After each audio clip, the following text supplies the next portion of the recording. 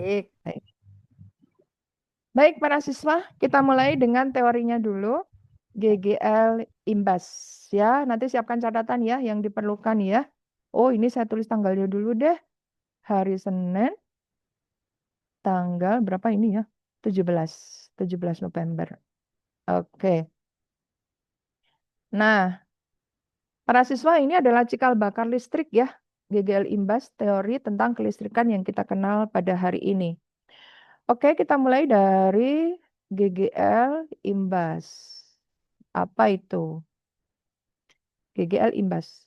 GGL adalah gaya gerak listrik. Ya, gaya gerak listrik yang terjadi karena apa tuh? Terjadi karena proses, ada yang tahu? Karena proses simulasi atau proses imbas, gitu ya. Jadi tegangan listrik yang sifatnya adalah permanen atau sementara. Ayo, jawab. Sementara ya, yang disebabkan karena proses imbas.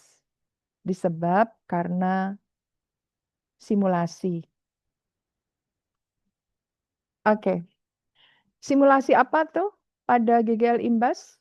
Simulasi ada dua. Oh, nggak ada respon ya. Yaitu, Menggerakkan kumparan di dalam medan magnet. oke, betul. Yang pertama adalah menggerakkan kumparan, gitu ya, di dalam di dalam medan magnet permanen, gitulah ya, permanen, gitu. Permanen itu berarti nanti posisinya ada medan magnet yang dipasang secara permanen. Permanen itu apa sih? Tetap gitu lah ya maksudnya ya.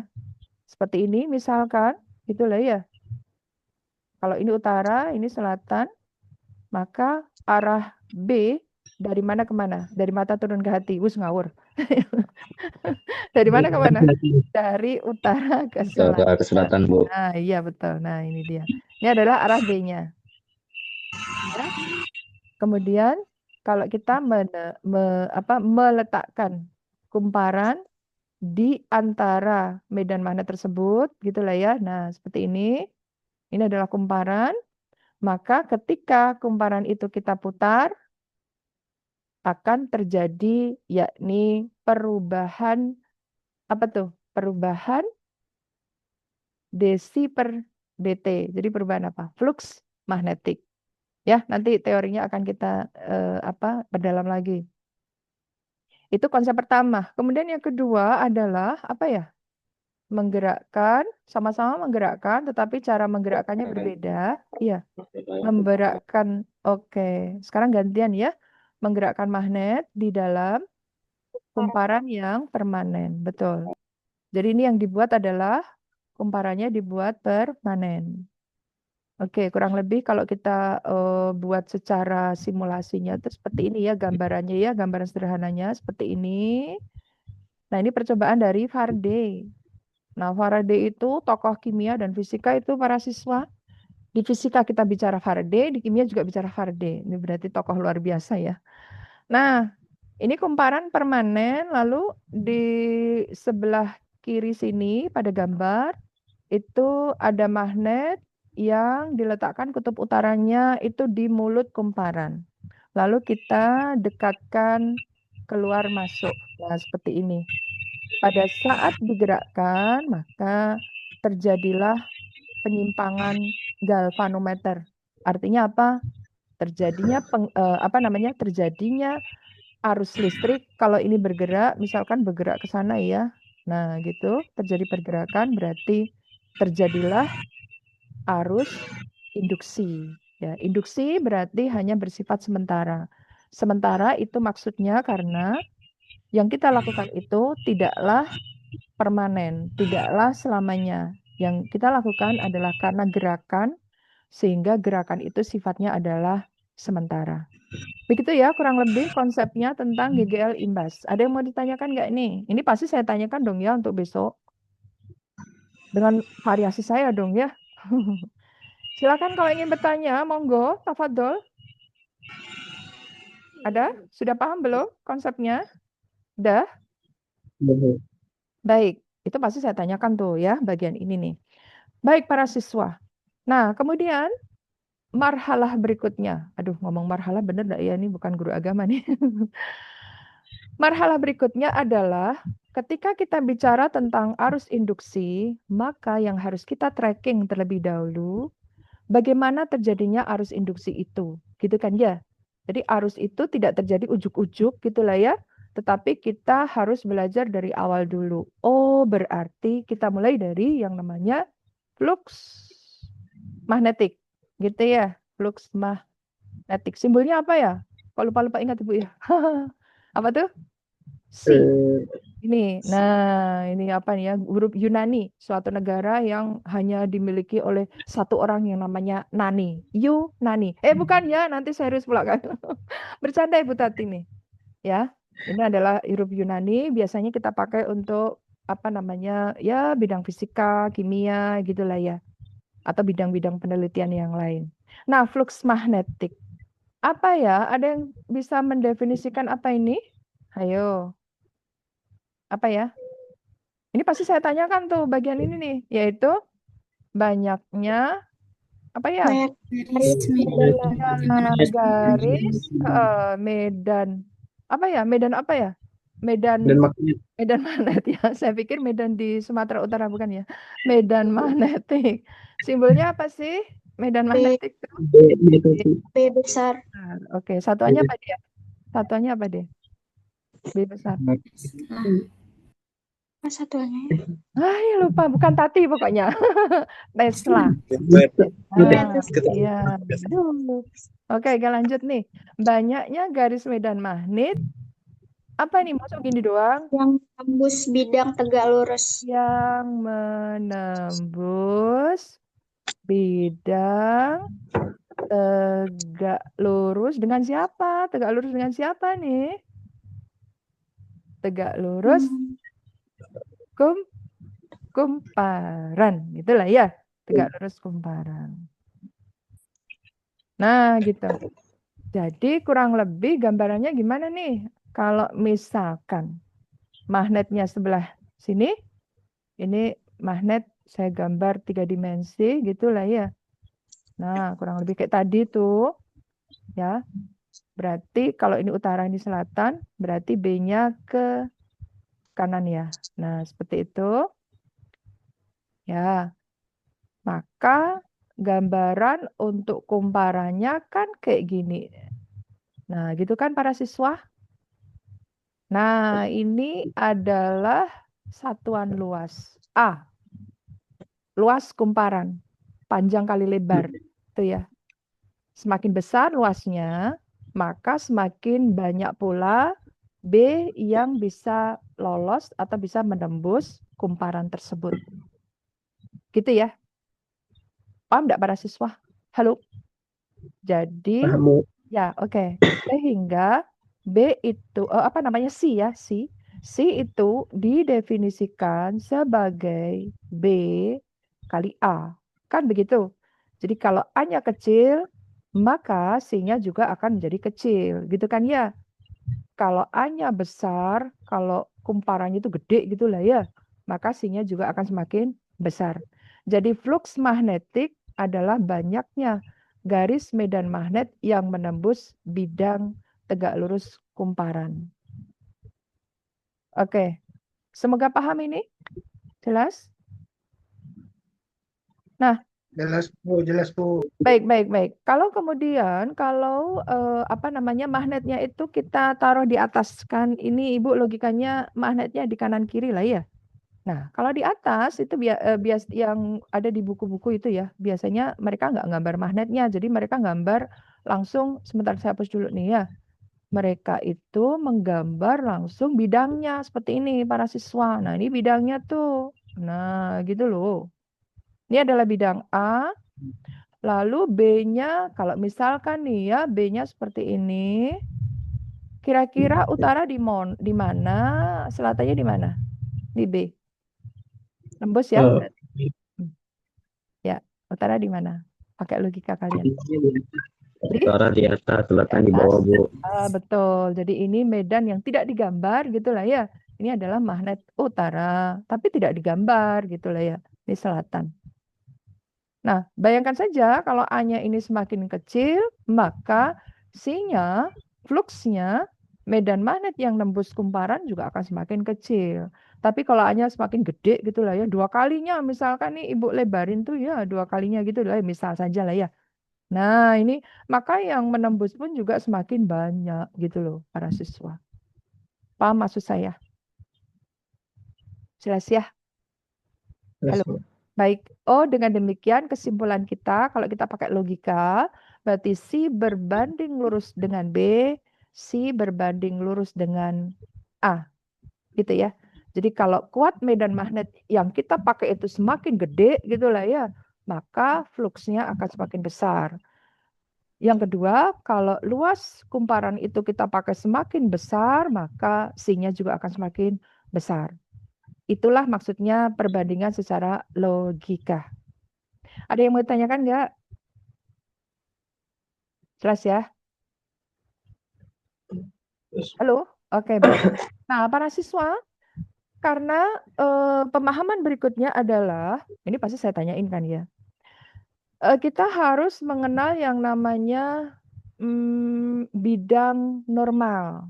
Nah, ini juga dalam fisika itu banyak banget ya kita mengenal apa namanya istilah bidang normal itu baik di mekanika dan sekarang kita menggunakan istilah bidang normal atau garis normal itu pada kelistrikan ini. Jadi bidang normal itu kalau saya gambar kumparan lagi ya, saya gambar yang tegak, saya gambar horizontal seperti itu. Nah, ini para siswa. Nah, ini adalah kumparannya A gitu ya. Yang disebut bidang normal itu berarti bidang yang tegak lurus luas A ini. Oh, berarti bidang normal itu yang ini loh. Nah, itu adalah bidang normal. Jadi bidang yang tegak lurus terhadap kumparan. Itu namanya bidang normal. Paham ya? Oke ya? Jelas ya?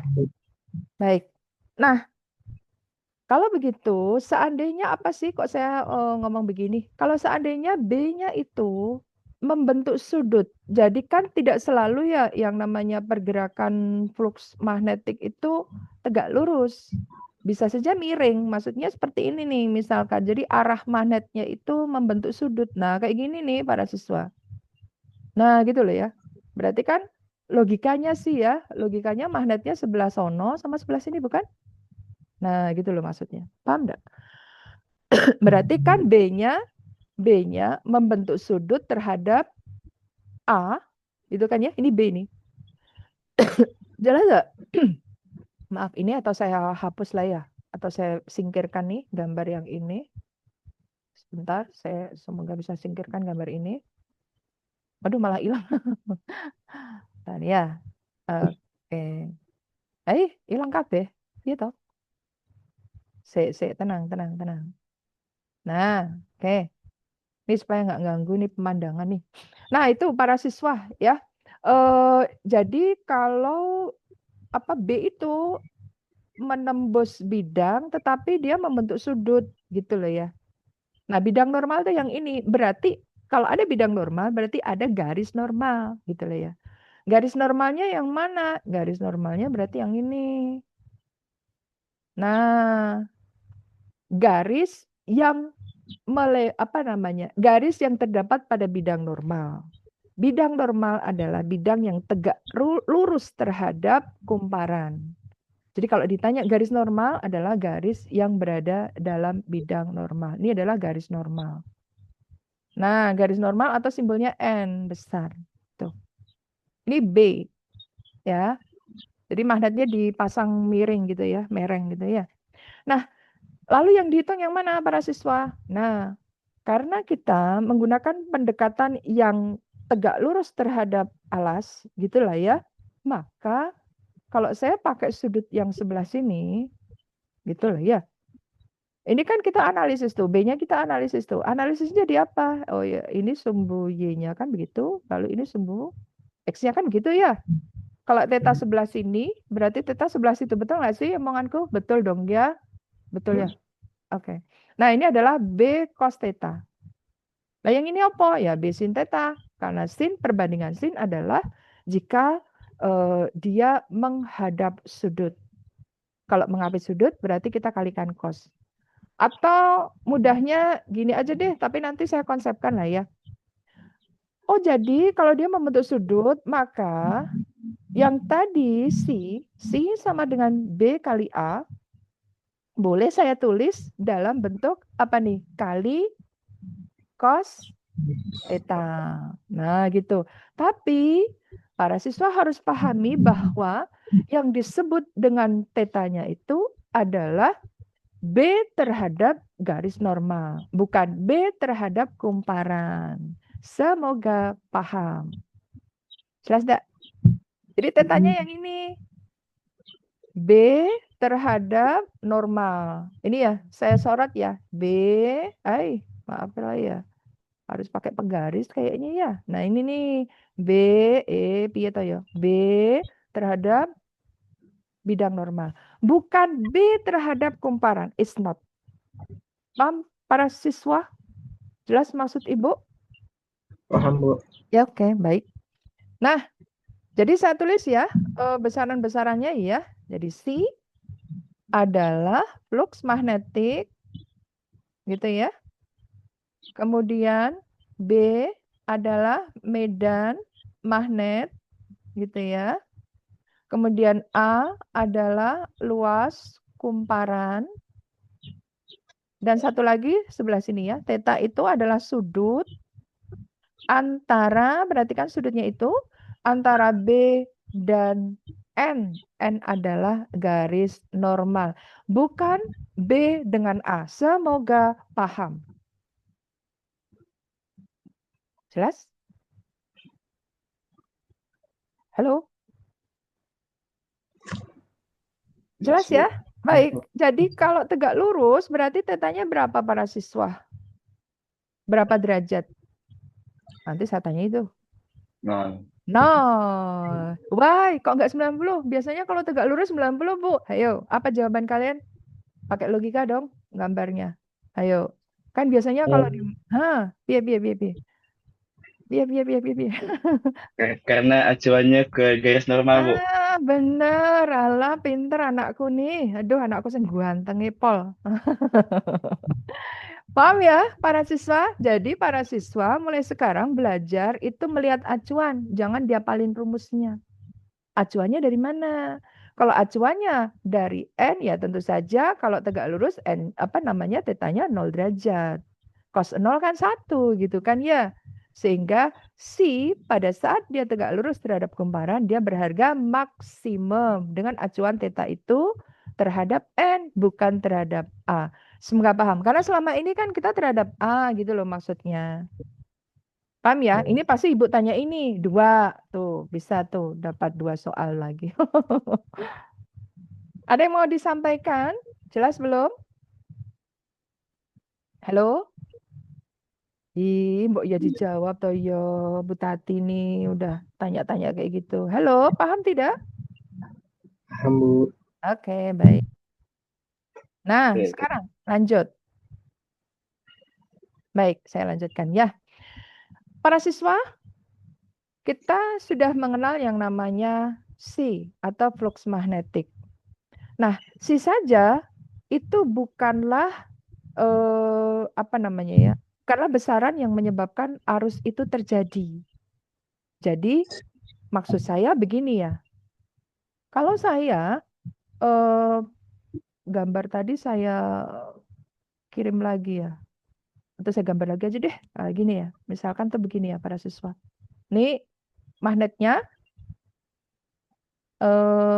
sebenarnya bisa saya pakai aplikasi tapi nanti internetnya takutnya nggak stabil malahan ya. Karena ini numpuk-numpuk banyak sekali dan ini ada di ruang lab kurang begitu bagus internetnya. Jadi saya harus menahan diri. Nah, kalau posisi tegak lurus dari kumparan itu seperti ini para siswa. Ya.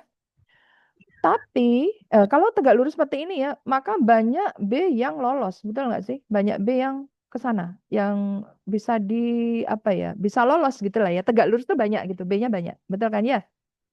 Betul kan? Nah, tetapi ternyata kalau mengandalkan flux saja itu ternyata arus listrik itu tidak mengalir.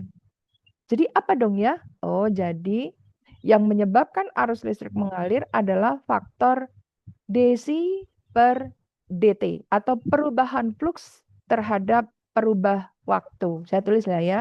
Berarti marhalah berikutnya setelah belajar flux kita belajar yang namanya perubahan flux gitulah ya terhadap waktu. Atau kalau kita menulis itu adalah delta C per delta T. Itu untuk perubah besar karena delta berarti adalah perubah besar, artinya ada dua waktu, ada dua timing. Atau bisa juga kalau perubahnya kecil, delta T mendekati 0, berarti kita menggunakan limit atau istilahnya diferensiasi. Oh, berarti dc per dt. Nah, inilah yang disebut perubahan flux terhadap waktu. Kalau ini adalah perubah kecil, berarti ini nanti adalah perubahan sesaat, ya, perubahan sesaat.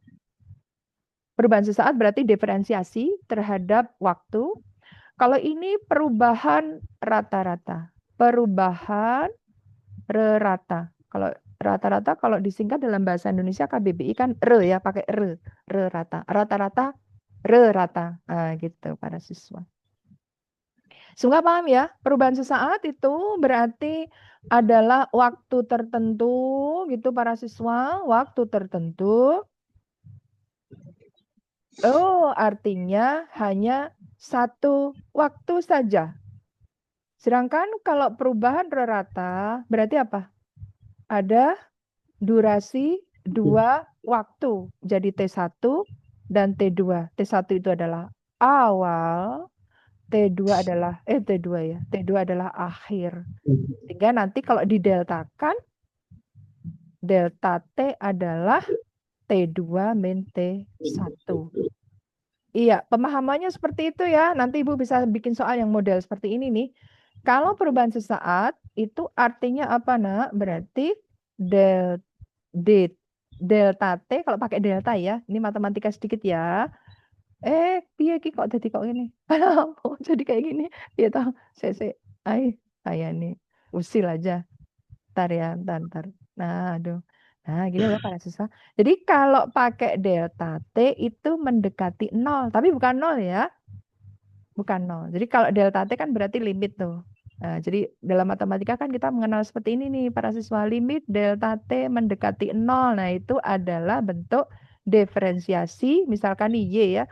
dy per dt. Nah, itu maksudnya. Sesaat gitu. Pada waktu tertentu. Paham para siswa? Ibu bisa bikin pertanyaan dari sini. 3 bisa tuh. 1, 2, 3. Oke, jelas ya? Paham tidak? Baik, oke. Nah, perubahan flux terhadap waktu itu adalah interpretasi dari gerakan, gitulah ya. Jadi ini adalah interpretasi dari gerakan gitu para siswa. Nah, inilah yang menyebabkan arus induksi itu terjadi gitu. Ya, interpretasi gerakan. Jadi kalau delta C per delta T-nya itu besar, berarti gerakan kita cepat nih. Saya muter apa namanya nih, kumparan di dalam medan magnetnya itu cepat gitu kumparannya. Atau kalau pakai model Faraday, mana Faraday ya? Aduh, hilang kah? Faradayku hilang. Oh ini, nah ini. Jadi gerakan dia memasukkan itu dan mengeluarkan dia itu lebih cepat. Semakin cepat, maka galvanometernya nanti akan menyerong. Apa ya? Menyimpang apa menyerong sih? Padha wae ya, menyimpang wes gitu ya. Menyimpangnya juga semakin besar. Jadi kalau gerakan apa namanya magnet itu saya gerakkan kenceng banget gitulah ya, maka simpangannya juga akan semakin membesar. Paham para siswa? Jelas tidak? Ya, Bu. Oke, baik. Berarti kita tulis catatannya gimana nih? Yuk kita nyatet yuk. Jadi, jika apa nih? Jika perubahan fluks membesar, gitulah ya. Atau saya tulis langsung dalam persamaan matematikanya lah ya. Bentar lah ya. Oh, jika delta C per delta T atau dc per dt atau perubahan fluks membesar, gitulah ya. Membesar artinya apa, Nak? Tadi Ibu bilang apa ya? Lali aku ya. Tiba-tiba lali lah ya. Apa ya? Sumbangan membesar. Artinya gerakan. Apa tuh? Gerakannya makin besar, Bu. Ya, aduh, baru lagi deh ini. Memang kamu keren deh. Waduh, ini direkam loh ini. Ibu nih alamak agak berandal-berandal kita lah. Berarti gerakan dipercepat gitu lah ya para siswa ya. Gerakan dipercepat. Maka yang terjadi apa? Yang terjadi apa ya? Kira-kira ya tadi Ibu ngomong apa ya? Berarti tegangan, ya tegangan induksi atau arus induksi semakin membesar gitu loh para siswa. Saya tulis ya, oh berarti tegangan induksinya atau istilahnya GGL gitulah ya, GGL-nya membesar gitu para siswa. Jelas? Paham? Halo. Ya, Bu. Ya mau direspon dong ya. Aku kalau nggak direspon tuh ngamuk. Bukan ngamuk, dia jengkel gitu lah ya. Udah ngomong apa ya, nggak ada respon. Kan begitu. Gitu lah ya. Oke, jadi kalau begitu GGL imbas atau GGL induksi atau gambarnya tuh begini ya. Nah, itu nih. Berbanding lurus dengan apa yo? Dengan? Dengan Ya. dengan flux, Bu. Ya, perubahan fluks. Nah, berarti dc per dt. Gitu. Itu Faraday itu keren ya, orang satu nih. Kimia juga keren, fisika keren juga. Oh, memang lah ya. Ahli-ahli zaman dulu tuh ya. Oh, pakar-pakar zaman dulu tuh luar biasa ilmunya. Nah, lah ini artinya berbanding lurus bukan? Nah, berbanding lurus artinya kalau gerakan ini diperbesar, artinya gerakan itu diperbesar. Kamu ngayuh sepeda kenceng gitu loh ya, maka lampunya tambah menyala. Tapi kalau kamu ngayuhnya pelan-pelan, hidup mau mati tak mau juga, apa istilahnya ya, pelan-pelan alon-alon waton kelakon kalau orang Jawa bilang, maka lampunya jadi redup gitu kan ya. Kalau di sepeda itu loh ya, apa namanya, dinamo sepeda ya. Nah, untuk supaya sama dengan, maka ini diperlukan apa namanya tuh, besaran lagi. Apa itu? Lilitan. Oh, jadi E sama dengan N dc per dt. Pakai min. Nah, itu. Supaya ada pertanyaan loh. N itu apa? N itu jumlah lilitan kumparan. Jumlah lilitan kumparan. Jadi kalau kumparannya semakin besar, maka GGL imbas yang terjadi juga akan semakin besar gitu loh maksudnya. Jelas ya? Kemudian dc per dt itu apa? Apa tuh? Perubahan fluks. Iya, perubahan fluks atau interpretasi dari kecepatan gerakan. Gerakan apa ya? Kan simulasinya apa? Apakah kumparan di dalam magnet atau justru kebalikannya? Magnet yang digerakkan keluar masuk kumparan. Jadi itu maksudnya kecepatan gerakan tuh itu. Jadi maksudnya kalau ditanya kecepatan gerakan tuh yang mana sih? Lah, simulasi yang mana? Simulasi 1 atau simulasi 2 itu loh. Kalau simulasi 1 kan Ibu tadi ngomong apa ya simulasi 1 ya?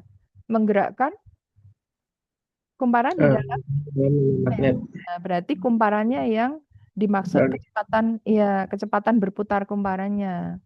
Gitu lah ya.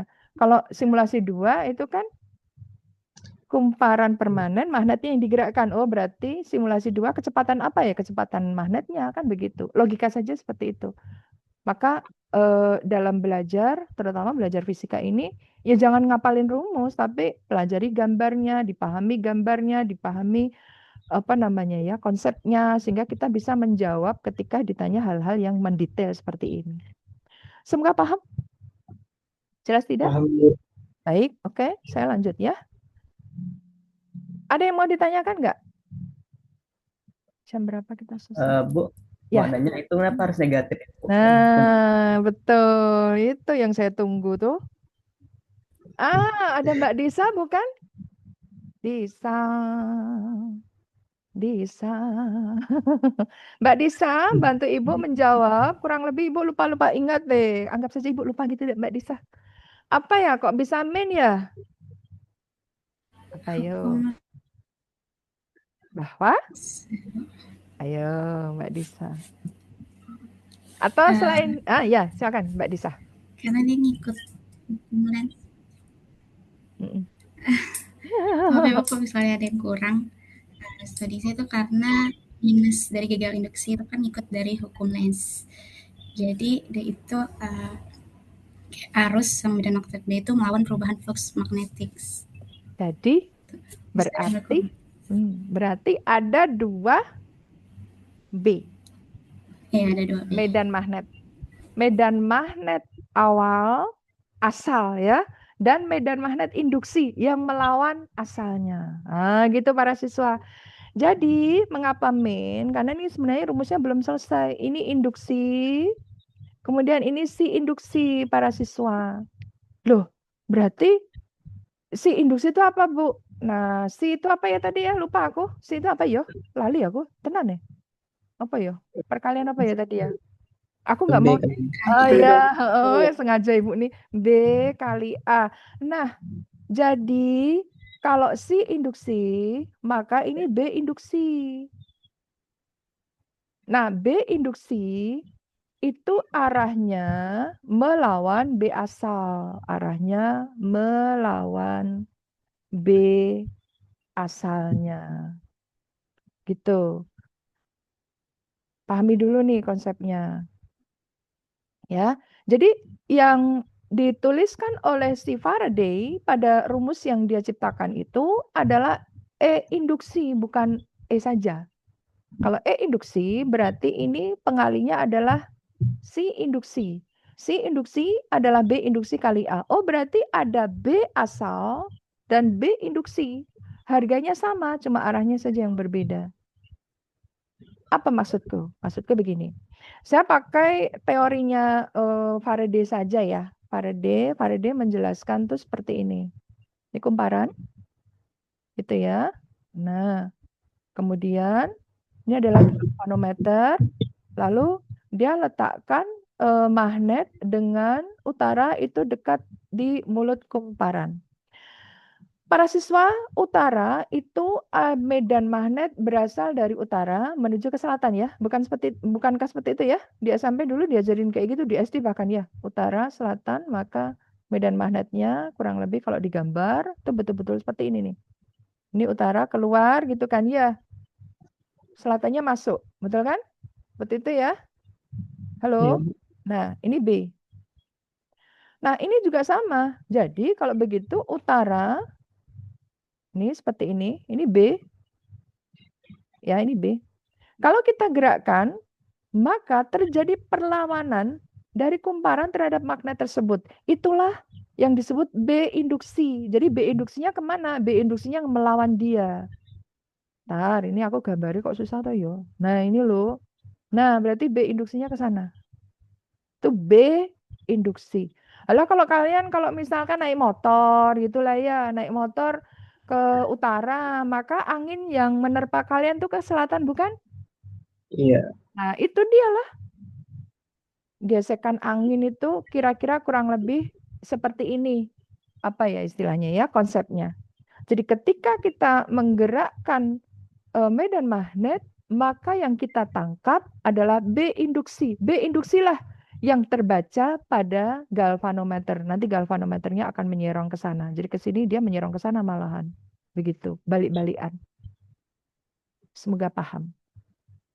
Nah, jadi menurut Faraday, dia mengatakan bahwa B induksilah yang menyebabkan menjadi main, gitu loh maksudnya. Sehingga E induksi itu sama dengan main N D. C induksi dibagi DT. Jadi main itu disebabkan karena kita mengalihkannya dengan B induksi yang melawan B asalnya. Semoga paham. Jelas tidak? Jelas, Bu. Oke, ada yang mau ditanyakan lagi? Ini saya pasti tanyakan loh ini. Nanti malam lah ya, saya wayangan nih ya, bikin soal buat kalian. Mau soal yang premium? Premium tuh apa tuh ya? Soal mudah, soal sulit, super sulit, hot. Aduh. Oke. Ada yang ingin disampaikan? Jelas belum? Udah ya? Cukup ya? Jam berapa ini? Halo para siswa, Mbok ya dijawab tuh yo. Ibu ini lelah ngomong loh yo. Cukup, Bu. Oke, lah iya ngomong gitu loh. Nah, oke, baik. Baik, tadi adalah konsep dari GGL imbas atau GGL induksi, yaitu cikal bakal terciptanya listrik hingga hari ini. Ya, oke, sekarang aplikasi ya, yang kedua. Kita sampai jam 12 saja ya. Aplikasi aplikasi GGL induksi. Nah, aplikasi GGL induksi kalau di SMA hanya 3 saja ya kita belajarnya. Yang pertama adalah tentang generator gitulah ya. Yang kedua tentang trafo dan yang ketiga adalah tentang kumparan atau induktor. Kumparan atau induktor ya. Nah, ini adalah alat-alat listrik yang memiliki konsep GGL induksi ketika dia dipergunakan. Kita bahas satu persatu, tapi agak cepat ya karena waktunya tinggal setengah jam lagi kah? Iya, bentar. Oh, agak lumayan lah. Baik, yang pertama generator. Apa itu generator? Pasti Ibu tanya ini. Generator adalah apa ya? Alat listrik. Untuk mengubah energi gerak menjadi energi listrik. Nah, betul. Jadi alat listrik ya yang digunakan untuk mengubah yaitu energi kinetik atau energi gerak gitu ya. Energi gerak menjadi energi listrik gitu. Kira-kira seperti itu. Ya. Nah, itu adalah fungsi generator. Ya, bagaimana cara menggerakkan generator? Ya, kalau misalkan PLTA ya, pembangkit listrik tenaga air gitulah ya. Maka air terjun yang memiliki ini gampangannya saja ya, air terjun gitu ya. Ini air melimpah gitu ya ketika jatuh di sini dipasang generator. Nah, ini akan terjadi perubahan yaitu apa ya? Energi potensial ketika jatuh menuju generator otomatis kan ini bergerak nih, berputar tuh ya. Apa namanya? Generatornya berputar. Nah, perputaran ini berada di dalam medan magnet sehingga terjadilah arus listrik atau GGL imbas gitu. GGL imbas sehingga bisa apa ya? Bisa terjadi arus listrik ya, terjadi arus imbas.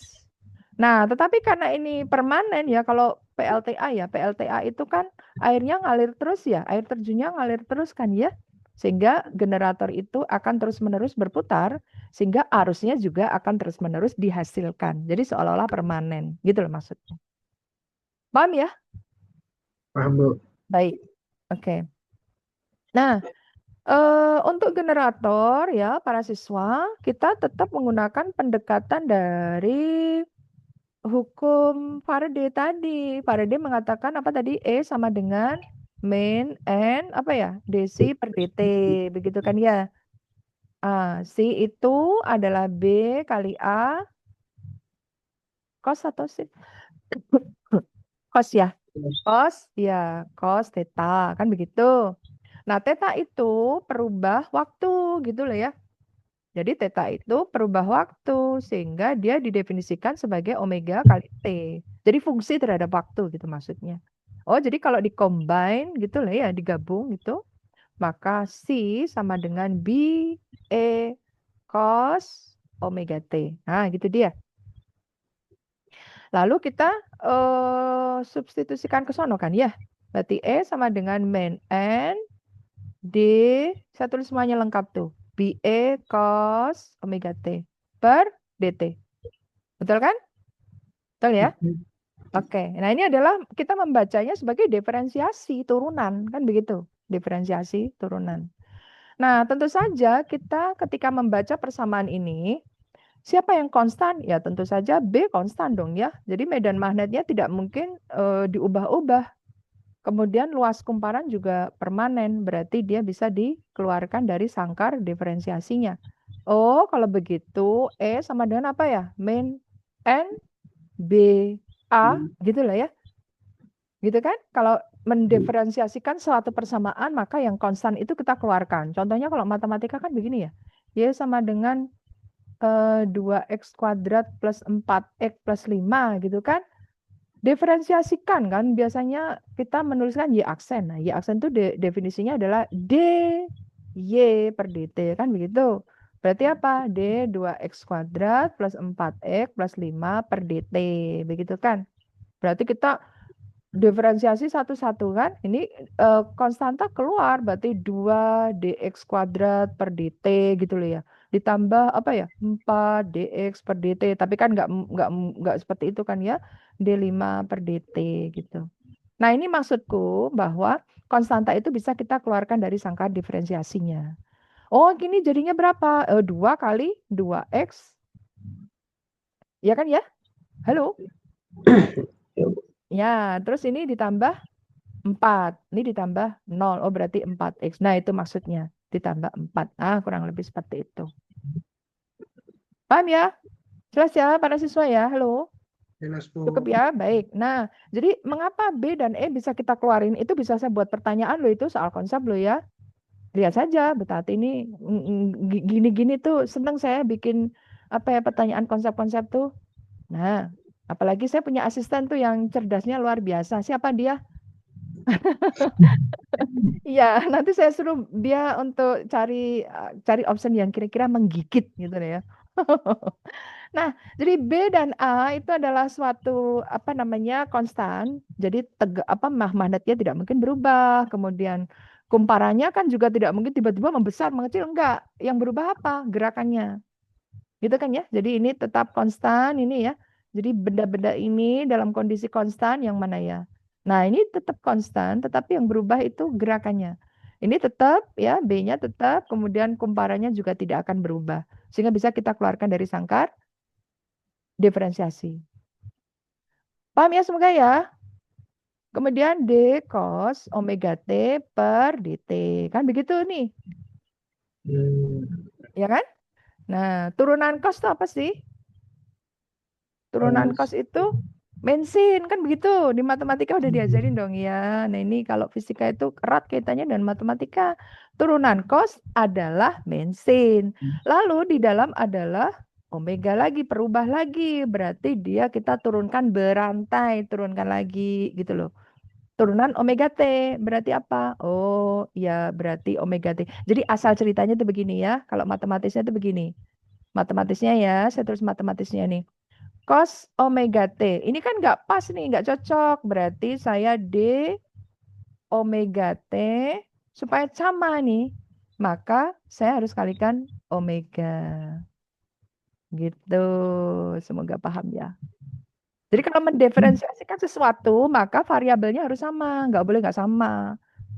Gini loh misalkan, Y sama dengan sin theta. Gitu ya. Lah kalau Y aksen itu kan berarti DY per D theta tuh ya. Apa tuh? Cos theta. Gitu kan? Aduh nanti kemana-mana lagi ya waktunya. Sudah mau habis nih. Yaudah gitu aja lah. Oh berarti cos theta tadi apa ya? Sin omega, sin theta ya.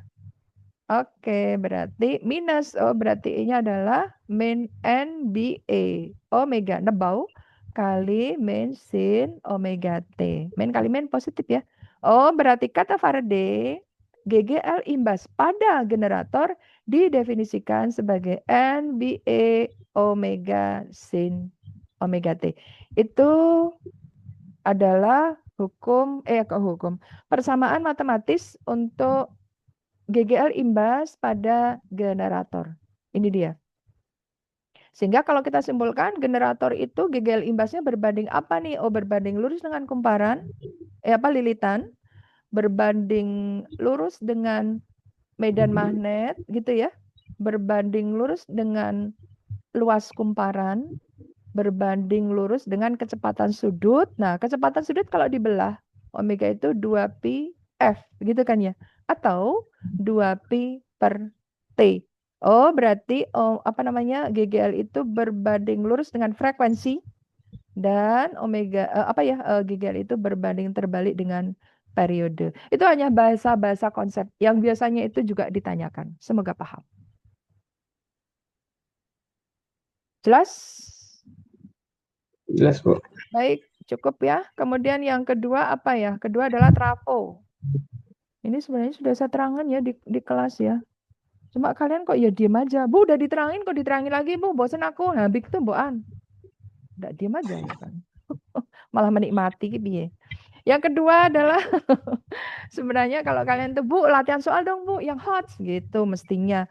Trafo atau transformator. Ya, trafo. Apa itu?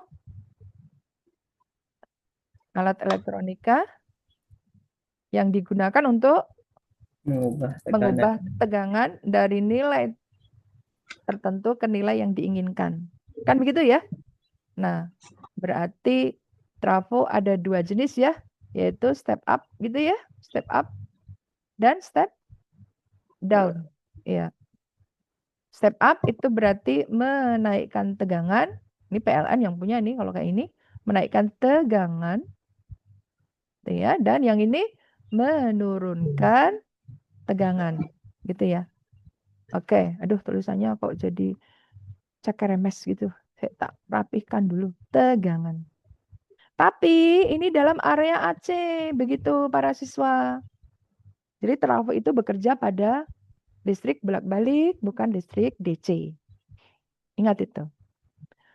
Nah, cirinya apa kalau step up? Cirinya adalah, oh ya trafo dulu ya bentuknya ya, supaya kita nggak bingung ya. Kok bisa Bu Tati ngomong gitu? Trafo itu terdiri atas satu inti besi gitu lah ya. Inti besi yang di sana ada dua jenis kumparan yang dililitkan pada inti besi tersebut. Ya, ini inti besi satu, bukan inti besi satu ya, yang sebelah, kalau gambar itu sebelah kiri, ini sebelah kanan lah gitu. Nah, kalau ini dihubungkan dengan PLN, berarti ini adalah kutub primer gitu ya para siswa. Ini adalah primer. Input gitu loh ya. Berarti ini nanti ke listrik, alat-alat listrik kita gitu. Ya, alat-alat listrik kita. Nah, berarti ini sekunder gitu. Paham ya? Jadi yang primer itu berarti dia mengambil daya dari PLN atau tegangan primer. Berarti di bagian ini nanti kita mengenal 3 besaran ya, yaitu VP itu ya, lalu NP dan IP. Sedangkan yang bagian sekunder kita juga mengenal VS, kemudian NS dan IS. Gitu. Udah habis waktunya belum? Oke, para siswa. Nah, fungsi trafo tadi apa? Mengubah tegangan dari nilai tertentu ke nilai yang kita inginkan, kan begitu ya? Diambil dari input, dari kemudian dilakukan semacam imbas gitu ya. Ini mereka nggak bersentuhan tadi, tapi hanya berimbas saja ini, sehingga menghasilkan tegangan sekunder yang digunakan untuk alat listrik kita. Oleh sebab itu dalam trafo kita mengenal yaitu yang namanya power, daya listrik dari primer itu sama dengan daya listrik dari sekunder. Itu kalau mu-nya 100% efisiensi trafo, gitu ya. Efisiensi trafo. Apa maksudnya? Maksudnya adalah, ada yang tahu? Ada yang tahu? Efisiensi adalah apa tuh efisiensi? Halo, aduh, Mbok ya yang Mandua nih harusnya lebih greges gitu, Bah. Apa sih istilahnya? Bukan Bu Tati doang yang ngomong nih, banyak omongnya. Bu Tati capek nih. Jawablah. Apa tuh efisiensi? Ayo, apa tuh? Trafo yang Efisiensi, apa Mbak? Efisiensi. Efisiensi adalah kinerja, gitu ya. Kalau 100% berarti apa artinya? Berarti sempurna. Berarti trafo yang sempurna, trafo ideal maksudnya, gitu loh maksudnya. Jadi sempurna dia mengambil daya dari PLN, sesempurna itu dia kasihkan kepada alat listrik kita. Tapi itu nggak ada ya, trafo ideal itu nggak ada. Trafo ideal adalah jika efisiensinya 100%. Yang ada adalah trafo dengan efisiensi kurang dari 100%. Jadi kalau P sama dengan PS itu berarti mu-nya 100%. Nah, kalau yang nggak 100%, Bu, berarti ini mu ya, ada dua ya. Jadi mu, ada yang 100%. Kalau tidak 100% berarti mu-nya pasti di bawah 100 dong ya. Oh, siapa yang lebih gede nih? Coba pakai logika. Logika lo ya, jalan lo ya. PS atau PP? Ayo, saya tulis apa nih? PP, PS atau PP? Ayo, begini atau begono? Ayo, logika nih pakai. lebih besar dari PS, Bu. Berarti PP lebih Besar lebih dari besar dari PS. PS. Iya, itu menunjukkan bahwa tegangan daya yang diberikan kepada alat listrik itu menjadi berkurang. Nah, itulah yang disebut sebagai efisiensi kurang dari 100 atau trafo yang tidak ideal. Jadi ini namanya trafo ideal. Itu nggak ada ya, di alam tuh nggak ada ya. 100% tuh di alam nggak ada. Trafo ideal gitulah ya para siswa, sedangkan yang di bawah adalah tidak ideal gitu. Ini yang di alam, ini yang di ya istilahnya dalam soal-soal lah gitu. Untuk memudahkan hitungan gitu. Oke, sedangkan PP di mana saya nulis ya? Sebelah sini ya. P adalah apa ya di SMP? P adalah P kali I. Berarti ini P. P kali IP sama dengan WS kali IS. Gitu ya. Sehingga apa nak? Halo, sehingga kita buat perbandingan PP per VS sama dengan IS per IP. Iya, betul. Jadi kesimpulannya P berbanding terbalik dengan I, gitu ya, arus. Ya, arus ini ya maksudnya ya. Kemudian kalau jumlah lilitan semakin banyak lilitannya, maka tegangannya semakin besar. Sehingga PP per PS sama dengan NP per NS. Sehingga kesimpulannya P berbanding lurus dengan N. Oh, kita kolaborasi berarti PP per PS sama dengan IS per IP sama dengan NP per NS. Nah, ini nanti saya tanyakan loh ya, hitungannya. Hitungannya saya tanyakan. Karena waktu tidak cukup ya, kalian tracking lah ya, nyari-nyari soal yang kaitannya dengan perhitungan trafo. Pasti itu saya tanyakan. Jelas ya? Jelas, Bu. Oke, baik. Nah, kalau kurang dari 100% gimana, Bu? Ya, nggak kemana-mana. Kalau kurang dari 100% ya nanti tinggal dikalkulasi saja gitu ya. Berarti ada daya listrik yang hilang. Hilang untuk apa? Ya untuk panas. Jadi trafo itu kalau kita biarkan, kalau nyala terus lah ya, maka alat-alat listrik kita itu menjadi panas. Nah, panas itulah terjadi pengurangan daya listrik yang dialirkan ke panas.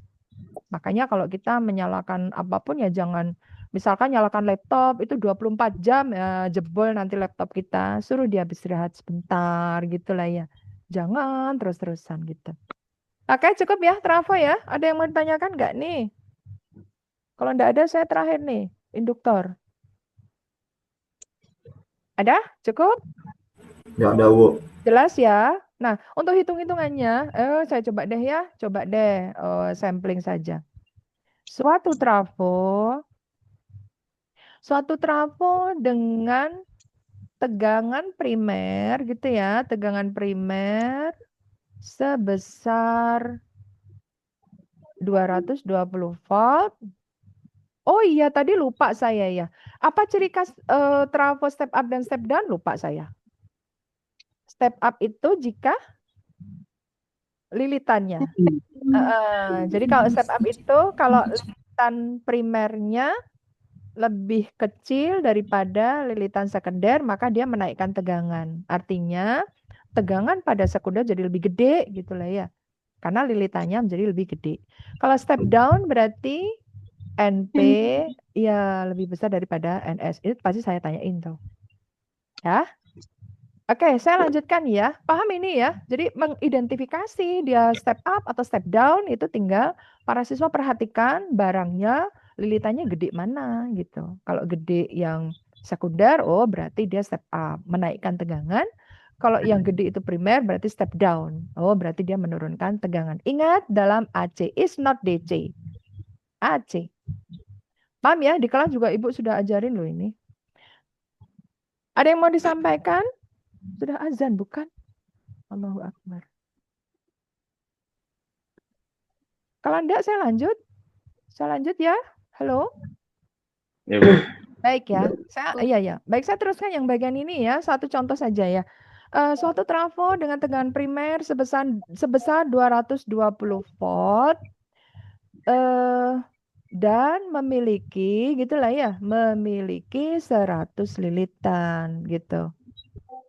Jika gitu ya, jika trafo itu gitu ya, trafo itu digunakan untuk digunakan ya untuk mengubah gitu lah ya, mengubah tegangan tertentu gitu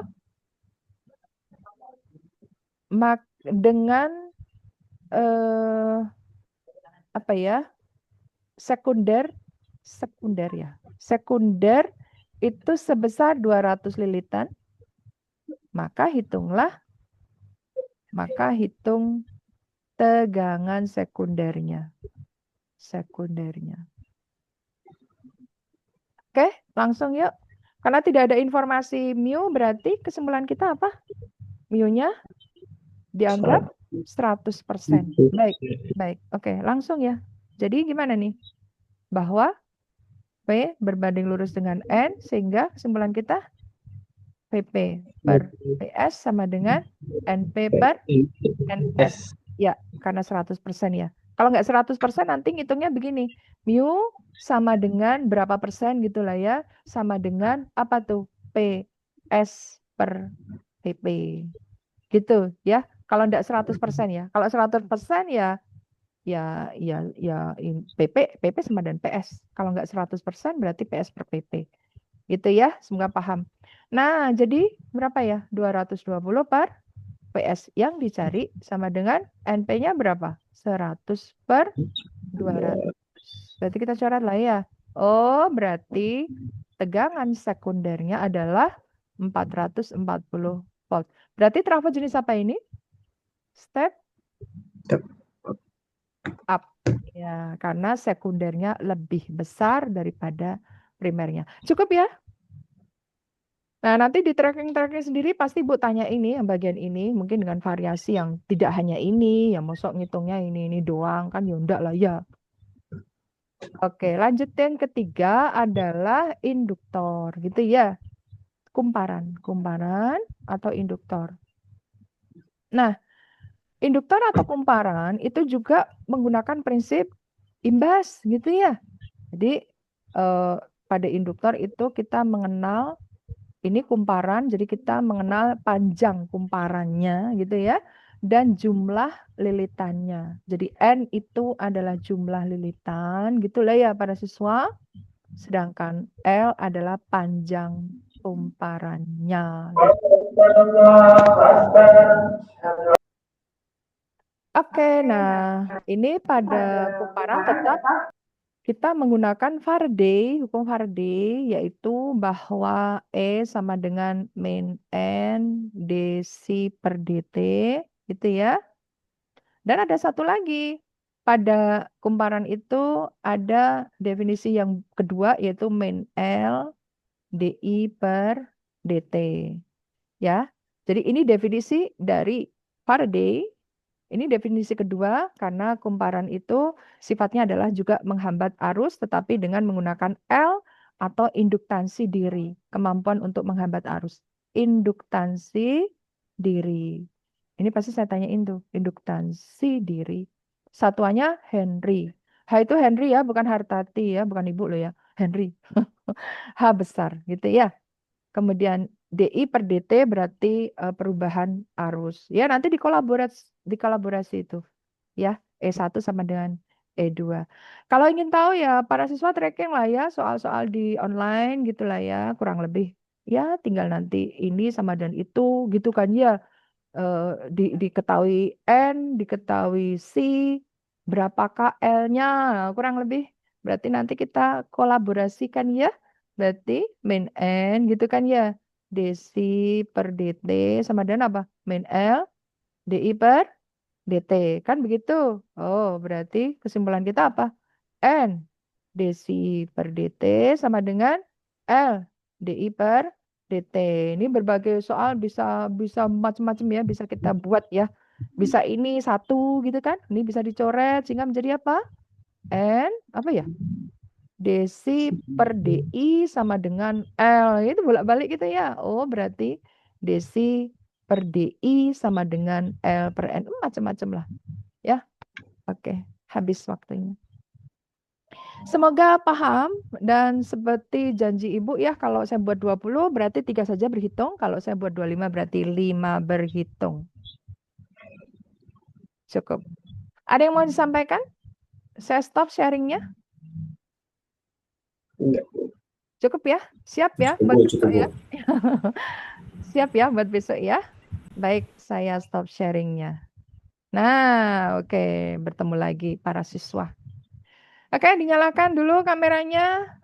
Waktunya juga sudah mau habis, jadi kita berfoto-foto dulu, gitu ya. Berfoto-foto dulu. Ngapa ini Bahrul nih senyum-senyumnya penuh arti deh. Ibu ini bercandanya kadang gimana gitu loh ya. Baik, para siswa kita foto dulu ya. Bentar ya. 1, 2, 3. Oke, sebentar saya screenshot dulu. Saya simpan dulu sebentar, sabar. Sabar ya. Oke. Tantar. Sik yo. Anak sabar dikasihani Allah gitu ya, dicintai Allah juga gitu. Ini kelas berapa sih? Ke-12. Fisika 1. Ya, gitu. Fisika 1 ya. Oke. Kemudian layar yang kedua. Senyum manisnya dipasang ya. Nah, gitu boleh. Ikuti ya, ini apaan tuh? Baik, saya foto ya. 1, 2, 3. Oke, baik. Sebentar, sabar ya. Saya screenshot dulu. Lalu saya simpan supaya nanti sebagai data administrasi. Bentar ya. Oke, udah azan iya, sabar. Bentar, fisika 1. Fisika 1 yang kedua. Baik para siswa, semoga bermanfaat apa yang Ibu berikan. Berarti acara besok kita apa ya? Lupa saya. Tiba-tiba lupa saya. Apa ya? Asesmen Bu. Ya, asesmen ya. Jam berapa? Pagi Bu. kah? Pagi atau jam berapa? Pagi, Bu. Pagi Bu. Di awal waktu, ya. Berarti nanti malam saya harus begadang nih bikin soal untuk mengecoh kalian. Oh enggak lah ya. Duh jahat Bu Tati, enggak lah. Ya. Saya bikin soal nanti skalanya tetap gini ya. Nah, ada yang mudah, ada yang biasa, ada yang sulit. Paling sulitnya 2 atau 3 soal. Kebanyakan itu yang medium. Yang mudah juga ada. Nanti jangan sulit semuanya. Waduh, nanti nggak bisa jawab semuanya siswaku gitu ya. Baik para siswa, semoga bermanfaat ya hari ini. Dan marilah kita akhiri dengan doa majelis bersama. Subhanakallahumma wa bihamdika asyhadu an la Subhanakallahumma wa bihamdika asyhadu an la ilaha illa anta astaghfiruka wa atubu ilaik. Walhamdulillahirabbil alamin. Sekian, assalamualaikum warahmatullahi wabarakatuh. Waalaikumsalam warahmatullahi wabarakatuh. Silakan keluar dari Zoom saya. Oke, dah. Ya, yuk silakan keluar ya. Oke, Ibu juga keluar. 1, 2, 3. Bismillahirrahmanirrahim.